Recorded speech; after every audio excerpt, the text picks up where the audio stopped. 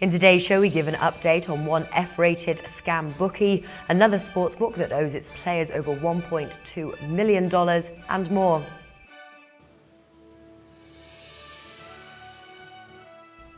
Hi, this is Natalie Rydstrom here, reporting for sportsbookreview.com. Oddsmaker Sportsbook has a documented history of confiscating winnings from players labelled as non-recreational. Oddsmaker has engaged in deceptive bonus promotions throughout their history, which have led to multiple downgrades by SBR and placement on the blacklist. Oddsmaker has a highly marketable URL and a coveted user base. So despite being exposed by many sportsbook news sites for their dodgy tactics, they remain in business. SBR received a letter from a player this week expressing concern over being paid his $5,000 plus balance. The exact amount of the balance will not be published so that Oddsmaker cannot identify the user.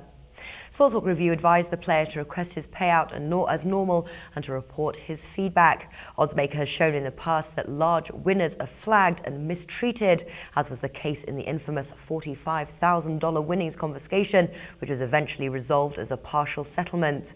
Players with Oddsmaker feedback or sportsbook complaints are invited to write to SBR. Canbet players have reported being owed more than $1.2 million. Sportsbook Review continues to receive complaints from these players on a daily basis. Now, while there's plenty of blame to go around on the downfall of the once well-regarded sportsbook, there has been no consolation to the players who lost their funds. SBR received complaints from more than 200 players who were not paid. The true figure of outstanding funds owed is unknown, although conservative estimates place the amount in the 8-figure range. There's been no recent advancement known to SBR on bailout discussions. Canbet's directors initially were optimistic that a sale would take place. One of the Canbet co-directors pinned the blame for their financial issues largely on the shoulders of third-party tech companies.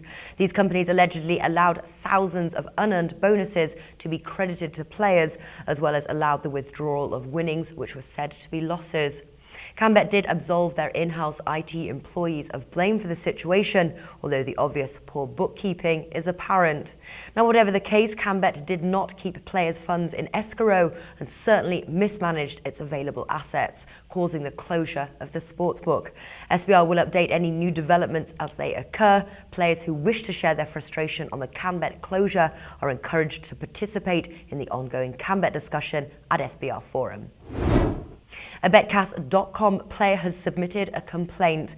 The player tells SBR that he registered for Betcast during the 2014 FIFA World Cup and took a 100% match bonus up to $500. The player deposited $250 and proceeded to wager throughout the football tournament. After increasing his balance to $3,500, the trouble began. Now, he says he fully completed the turnover requirement by the halfway stage of the World Cup and confirmed with support that he was eligible for withdrawal. Now, after supplying his ID, Betcast allegedly suspended his account, citing irregularities with his IP address login patterns. The player makes no secret of logging in from either his home or mobile device while traveling, but claims that he has broken no rules. Betcast has yet to release his balance. SBR is investigating the player's claim against Betcast. Now, that's all from me today. Do be sure to tune in again. I've been your host, Natalie Rydstrom, reporting for sportsbookreview.com.